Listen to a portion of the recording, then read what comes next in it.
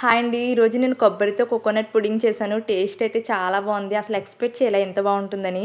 Process చెప్తాను. ముందుగా ఒక కప్పు కొబ్బరిని బ్లాక్ పార్ట్ మొత్తం తీసి మిక్సీలో వేసి మెత్తని పేస్ట్‌లా మిక్సీ పట్టేసుకోండి. తర్వాత దాన్ని మొత్తం వడగట్టేసుకోండి. పాలను మాత్రమే బౌల్‌లో వేసి, ఒక కప్పు నార్మల్ పాలను కూడా అందులో వేసుకోండి. అరకప్పు కార్న్‌ఫ్లవర్‌లో కొంచెం నీళ్లు వేసి బాగా మిక్స్ చేసి కొబ్బరి పాలలో వేసేసుకొని బాగా మిక్స్ చేసేయండి.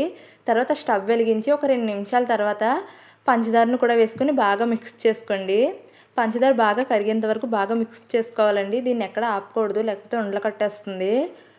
కలుపుతూనే ఉండాలి. ఇది చాలా త్వరగా కుక్ అయిపోతుందండి. జస్ట్ 5 మినిట్స్‌లోనే రెడీ అయిపోతుంది. చూడండి, ఇలా దగ్గరికి అయ్యేంత వరకు కలుపుతూ ఉండాలండి.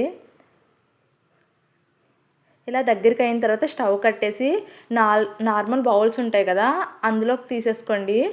తర్వాత ఒక గంట సేపు ఫ్రిడ్జ్‌లో పెట్టుకొని తర్వాత తీసాక చేతి వేళ్ళతో ఇలా అనుకుంటే చాలా త్వరగా వచ్చేస్తుందండి. తర్వాత ప్లేట్‌లోకి తీసుకుంటే అంతే, రెడీ అయిపోతుంది.